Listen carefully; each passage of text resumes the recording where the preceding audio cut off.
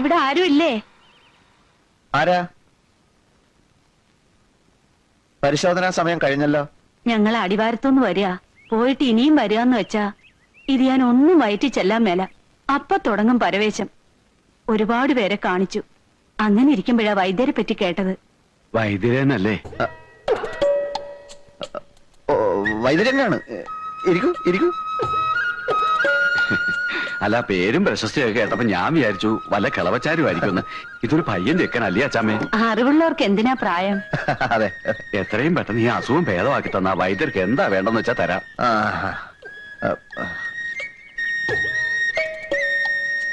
നാക്ക് നോട്ടു.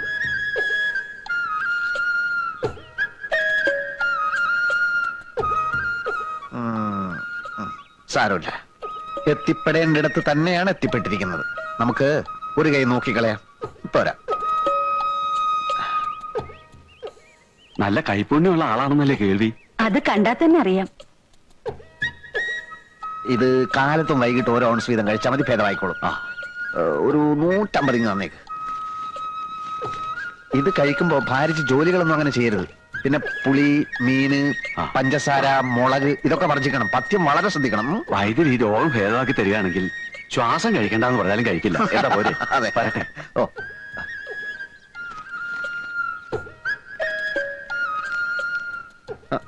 അച്ഛനെ കാണാൻ വന്നവരാ പോയത്?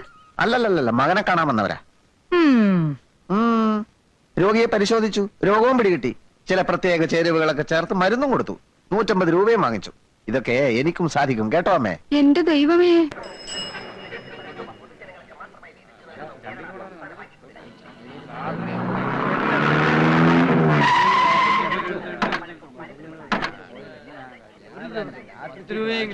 ഒന്നീ വന്നേ. മാധവമന്ത്രി വൈകിക്കാൻ വന്നോ?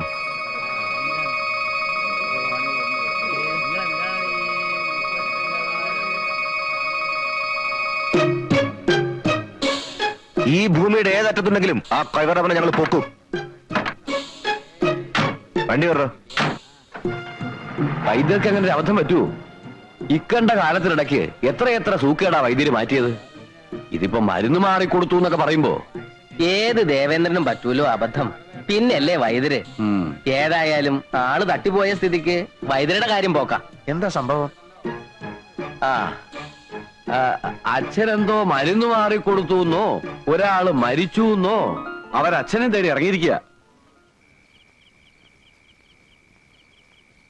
ഒന്ന് കിടക്കണുണ്ടോ? കിടക്കേ, അവനെ വെട്ടിക്കൊല്ലാണ്ട് എനിക്ക് ഉറക്കം വരില്ല. അങ്ങാടി മരുന്നിന്റെ പേര് പോലും അറിയാൻ വയ്യാത്തവനാ ചികിത്സിക്ക. ഇനി വരട്ടെ, എന്റെ മകനാണെന്ന് നോക്കില്ല ഞാൻ. വെട്ടി അരിഞ്ഞ് കഷ്ണമാക്കും ഞാൻ.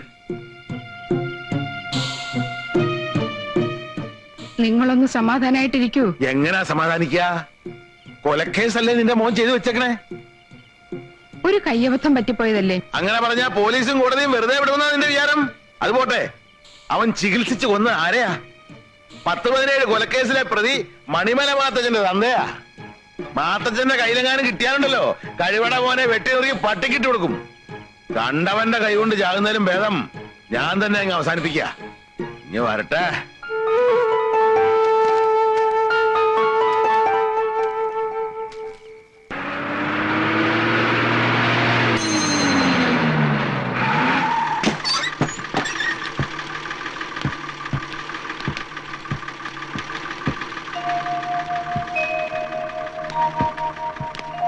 കുഞ്ഞികൃഷ്ണനെ കുറിച്ച് എന്തെങ്കിലും വിവരം കിട്ടിയോ? ഇതിലില്ല. പോലീസിൽ പരാതി കൊടുത്തിട്ടുണ്ട്. പിന്നെ ഉണ്ണിയും പട്ടണത്തിലൊക്കെ അന്വേഷിക്കുന്നുണ്ട്. പത്രത്തില് കാണാനില്ല എന്നൊരു വാർത്ത കൊടുത്താൽ നന്നായിരിക്കും. ആ മാത്തച്ഛന്റെ ആൾക്കാർ തട്ടിക്കൊണ്ടുപോയതായിരിക്കും. അല്ലാതെ എവിടെ പോവാനാ? ആ കിളവൻ ചത്തിട്ടില്ലാത്ത സ്ഥിതിക്ക് മാത്തച്ഛനെ വിട്ടുകൂടെ? ഇടത്തെ കൈന്റെ സ്വാധീനം നഷ്ടപ്പെട്ടു എന്നല്ലാതെ പേടിച്ച പോലൊന്നും സംഭവിച്ചില്ലല്ലോ. ഇനിയിപ്പൊ കൈ കുഴഞ്ഞു പോയതിന്റെ പേരിൽ കുഞ്ഞീഷ്ണനെ അവരെന്തെങ്കിലും ചെയ്തു എന്നാണ് എന്റെ സംശയം. ഇവിടെ ആരും ആ കുട്ടിക്ക് മനസ്സമാധാനം കൊടുത്തിട്ടില്ല. ചെയ്യുന്നതൊക്കെ കുറ്റം. എത്ര കാലം വെച്ചാ സഹിക്കുക? ഇത്തിരി വെള്ളം ചോദിച്ചു വാങ്ങി കുടിക്കാനുള്ള ബുദ്ധിയും കൂടി ഇല്ല. കരയാതെ രക്ഷപ്പെടുത്തി. കുഞ്ഞീഷ്ണൻ ദൂരെ എങ്ങും പോയിട്ടുണ്ടാവില്ല. ഇങ്ങനെ കരഞ്ഞാ വല്ല സൂക്കേടും പിടിക്കൂലേ? എണീറ്റ് വന്ന് വല്ലതും കഴിക്കമ്മായി. വേണ്ട മോളെ, ഒന്നും ഇട്ടുണ്ടെന്ന് ഇറങ്ങില്ല. എന്റെ പെങ്ങള് വിഷമിക്കാണ്ടിരിക്കേ, അവൻ മരിച്ചിട്ടൊന്നും ഉണ്ടാവില്ല. ഇനിയിപ്പോ അങ്ങനെ വല്ലതും സംഭവിച്ചാൽ തന്നെ അത് വിധിയാണെന്ന് കരുതിയാ മതി. എന്താ അച്ഛാ ഇത് ഇങ്ങനെയൊക്കെ സംസാരിക്കാ? മോളെ, നമ്മൾ എന്ത് മുന്നിൽ കാണണം? വരാനുള്ളതൊക്കെ വഴി തങ്ങുമോ? നിങ്ങളിന്ന് പോകുന്നുണ്ടോ? ആ, എന്റെ വിഷമം നിങ്ങൾക്ക് ആർക്കും മനസ്സിലാവില്ല.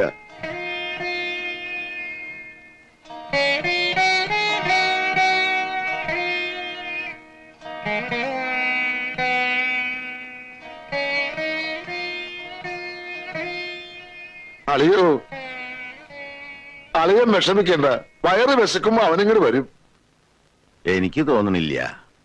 മാത്തച്ഛന്റെ അച്ചായൻ മരിച്ചു തന്നെ ആയിരിക്കുമല്ലോ ഇപ്പോഴും അവന്റെ വിശ്വാസം. അങ്ങനെയാണെങ്കിൽ മണിമല മാത്തച്ഛന്റെ അച്ചായൻ മരിച്ചിട്ടില്ല എന്നൊരു നോട്ടീസ് അടിച്ച് നാടൊട്ടുക്ക് അങ്ങോട്ട് വിതരണം ചെയ്താലോ?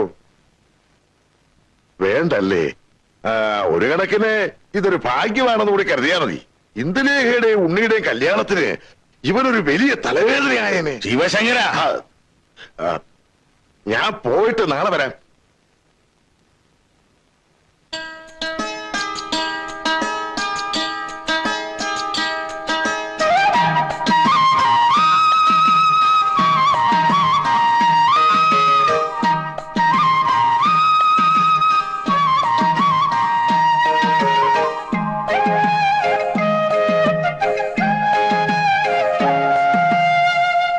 നമ്മുടെ ഉണ്ണീഷൻ അല്ല, ഡോക്ടർ ഉണ്ണീഷൻ വെറും പനി തലവേദനയും മാത്രം ചികിത്സിക്കുന്ന ഡോക്ടറല്ല.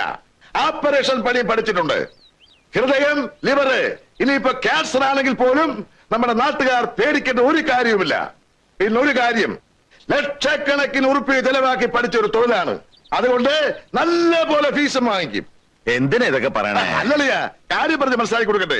നാട്ടുകാരനാണ്, നമ്മുടെ വൈദ്യന്റെ മകനാണ് എന്നൊക്കെ പറഞ്ഞോണ്ട് ഒരു 5 ഉറുപ്പിക ചൂട്ടി പിടിച്ചോണ്ട് ഇങ്ങോട്ട് വരും. ആദ്യം ഇവിടെ നടക്കില്ല. അച്ഛാ, വിളക്ക് കൊടുത്താ. രാഹുകാലം കഴിഞ്ഞല്ലോ. എന്താ ഉണ്ണികൃഷ്ണൻ നോക്കി നിൽക്കണേ? ഞാൻ റെഡിയാ. ആ, ലക്ഷ്മിയുടെ വിളക്ക് കൊളുത്താൻ നേരിട്ട് അവള് സമയമായപ്പോ വലിഞ്ഞോ? ആ, പറഞ്ഞ പോലെ അവളെന്ത് ചെയ്യും? ഞാൻ ഇപ്പൊ വിളിച്ചോണ്ട് വരാം. നീ വാ. അമ്മേ, അമ്മേ. ആ, നല്ല ആളാ. ഇവിടെ വന്നിരിക്കുക. മുഹൂർത്തായി. അവിടെ എല്ലാരും അമ്മയെ കിടന്ന് തിരക്കണു. എന്താ ഇത്? നല്ലൊരു കാര്യം നടക്കാൻ പോകുമ്പോ അമ്മ ഇങ്ങനെ കരഞ്ഞാലോ? എന്റെ കുഞ്ഞേഷൻ, നാടൊട്ടുക്കും തെരഞ്ഞില്ലേ നമ്മള്? പത്രത്തിൽ പരസ്യവും കൊടുത്തു. എന്നിട്ട് അവന്റെ ഒരു വിവരമില്ലല്ലോ. പത്രം വായിക്കുന്ന സ്വഭാവം ഏട്ടന് പണ്ടേ ഇല്ലല്ലോ. അത് നമ്മൾ എന്താ ചെയ്യാ? എവിടെങ്കിലും ജീവിച്ചിരിപ്പുണ്ടെന്ന് അറിഞ്ഞാ മതിയായിരുന്നു. ഉണ്ടാവും. അല്ലാതെ എന്ത് സംഭവിക്കാനാ ഏട്ടന്? അമ്മ സമാധാനമായിട്ടിരിക്കെ. ഏട്ടൻ തിരിച്ചു വരാതിരിക്കില്ല. എന്റെ മനസ്സ് അങ്ങനെ പറയണു. അമ്മ വാ. വാ അമ്മായി, വാ. വാ.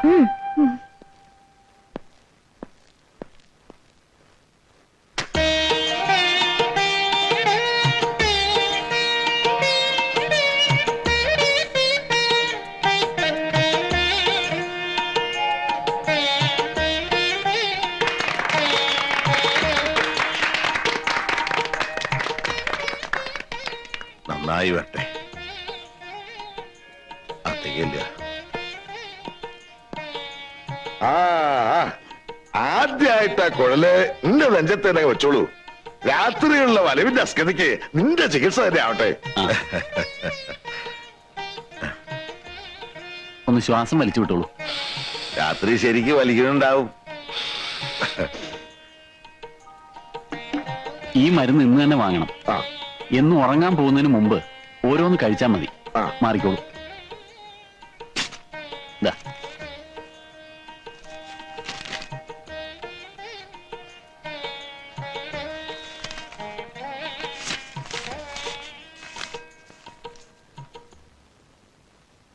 വാങ്ങിച്ചോളൂ, ഐശ്വര്യമായിട്ട് വാങ്ങിച്ചോളൂ.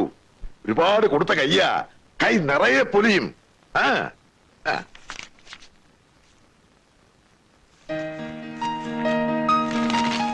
ആ, ഇനി അടുത്ത രോഗി വന്നോളൂ. നമുക്ക് അങ്ങനെ വെളിയിലിരിക്കാം. ആ,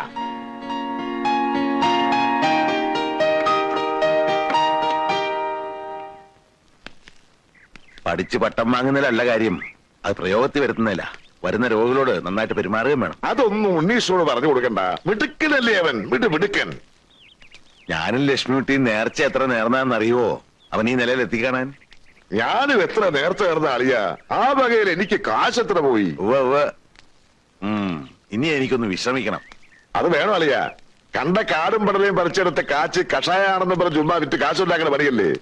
അത് നിർത്തണ്ട. എന്താ പറഞ്ഞ? ഈ മരുന്ന് ഷാപ്പിന്റെ ഉദ്ഘാടനം കഴിയട്ടെ എന്ന് വെച്ചാ അപ്പോ ഇനി നമ്മൾ തീരുമാനിച്ച കാര്യമായി നടത്താലോ. ഏത് കാര്യം? ഇന്ദുവിന്റെയും ഉണ്ണിയുടെയും കല്യാണത്തിന്റെ കാര്യമാണ് ഞാൻ ഉദ്ദേശിച്ചത്. അവൻ ഒറ്റയ്ക്കൊന്ന് പച്ച പിടിച്ചിട്ട് പോരെ? അത് കാര്യമില്ല. തെരയിളങ്ങിയിട്ട് കപ്പലോടിക്കേണ്ട പരിപാടി വേണ്ടളിയ. പഠിപ്പ് കഴിയട്ടെ എന്ന് പറഞ്ഞ് ഇത്രയും നാളം കാത്തു നിന്നു. ഇനി പച്ച പിടിക്കട്ടെ എന്ന് പറഞ്ഞ് എത്ര നാളെ കാത്തു വെക്കും. ഉടനെ നടത്താളിയ. എനിക്ക് ആകെയുള്ള ഒരു മോള. അവളെ പിടിച്ച് അവന്റെ കയ്യിൽ ഏൽപ്പിച്ചാൽ പിന്നെ സമാധാനമായിട്ട് എനിക്ക് കണ്ണടയ്ക്കാമല്ലോ. കണ്ണടയ്ക്കാൻ ധൃതിയായോ തനിക്ക്? അതല്ല, ശുഭസ്യ ശീക്രം എന്നാണല്ലോ. ആ, ഒരു ജോത്സ്യരെ വരുത്തി നല്ലൊരു ദിവസം കാണാം നമുക്ക്.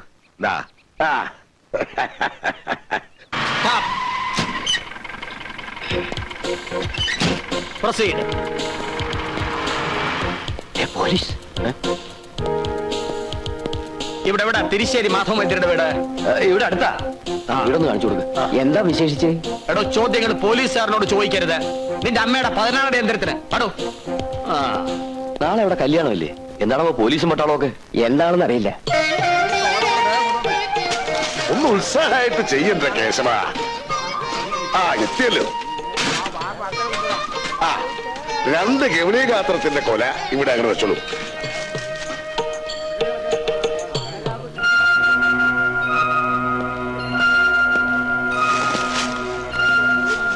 എന്താ, എന്ത് പറ്റിയുണ്ടേ?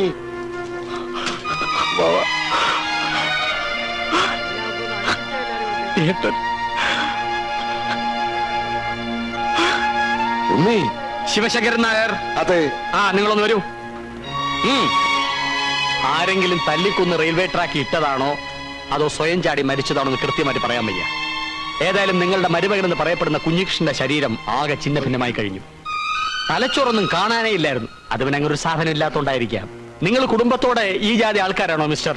പരേതൻ ധരിച്ചിരുന്ന മുണ്ടും ഷർട്ടും കയ്യിലുണ്ടായിരുന്ന വാച്ചും പേഴ്സിലുണ്ടായിരുന്ന 90 രൂപ 75 പൈസയും ഒരു ജോഡി ഹവായി ചെരുപ്പ് ഞാൻ കൊണ്ടുവന്നിട്ടുണ്ട്.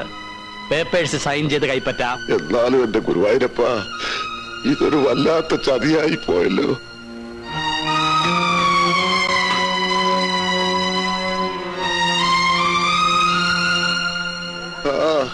നല്ലവരെ ദൈവം നേരത്തെ വിളിക്കുമല്ലോണ്ടേ. ഒക്കെ സഹിക്കുക, സമാധാനിക്കുക, അല്ലാതിപ്പോ എന്താ ചെയ്യ. എന്നാലും എന്റെ കുഞ്ഞീഷ്ണ ഈ വിധി വന്നല്ലോ. ഞാനൊന്ന് വീട്ടിലേക്ക് ചെല്ലട്ടെ. അച്ഛനും അമ്മയും ഒന്നും വിവരം അറിഞ്ഞിട്ടില്ല. ഭാഗ്യായി. എങ്കിൽ തൽക്കാലം അറിയിക്കണ്ട. അവരെ മാത്രമല്ല ആരെ അറിയിക്കണ്ട. ആളെ തന്നെ നമുക്ക് ഈ കല്യാണം അങ്ങോട്ട് നടത്താം. താലികെട്ടും സന്ധ്യം കഴിഞ്ഞിട്ട് കാര്യം പുറത്തു വിട്ടാ മതി. എങ്ങനെയുണ്ട് എന്റെ ബുദ്ധി? അമ്മാവാ, പോയവൻ ഏതായാലും പോയി. ഇനി എന്റെ കാശ് പോവാന്ന് പറഞ്ഞാൽ ഇക്കണ്ട കാര്യങ്ങൾക്കൊക്കെ ഉറുപ്പി എത്ര ചെലവായെന്ന വിചാരം. ചതിക്കല്ലേ എന്റെ ഉണ്ണിയെ. ഒന്ന് നിർത്തൂ അമ്മാവാ. സ്വന്തം കൂടെ പിറപ്പ ചെതറി തെറിച്ച് പോയത്. അതൊന്ന് പെറുക്കി ചിതയിലേക്ക് എടുക്കുന്നതിന് മുമ്പേ വേണം ഈ കല്യാണം കച്ചേരിയൊക്കെ.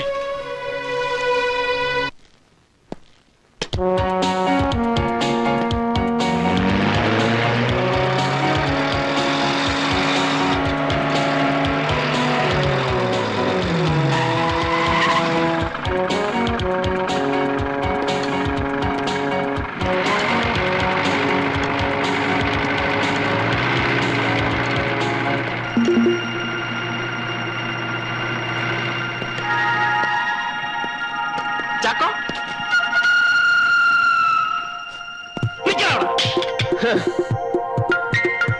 നിന്നെ ഞാൻ തിരിച്ചറിയില്ലെന്ന് വിചാരിച്ചല്ലേടാ. നിന്നെ ചാക്കോ,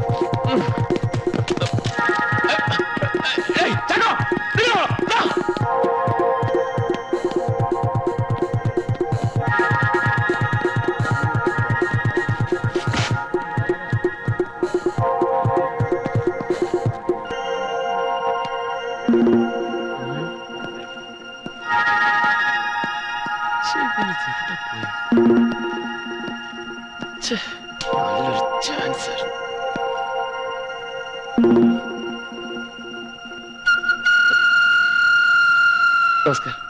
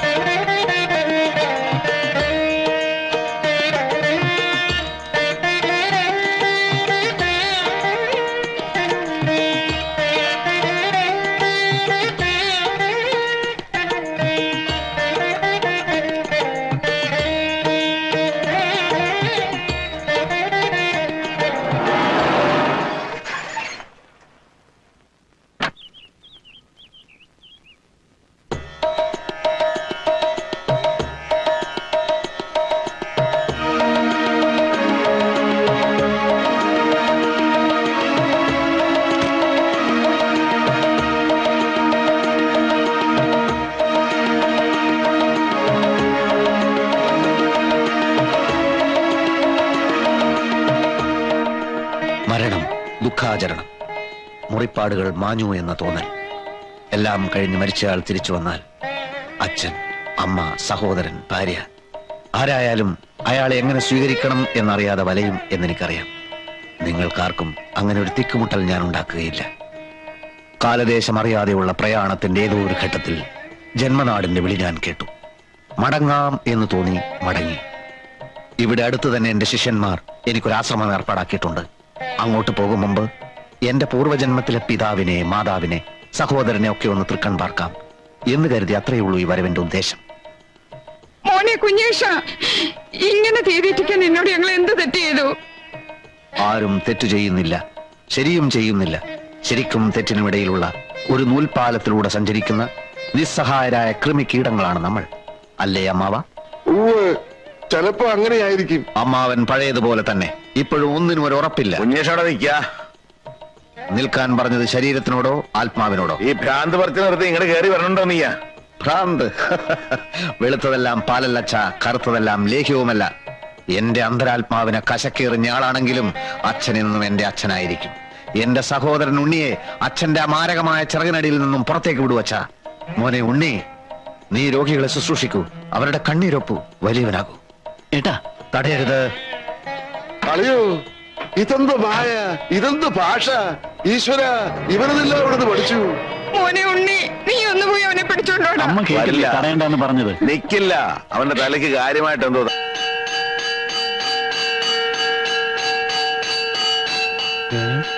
ഇതെന്താ ഇവിടെ? വാ ചോദിക്കാം.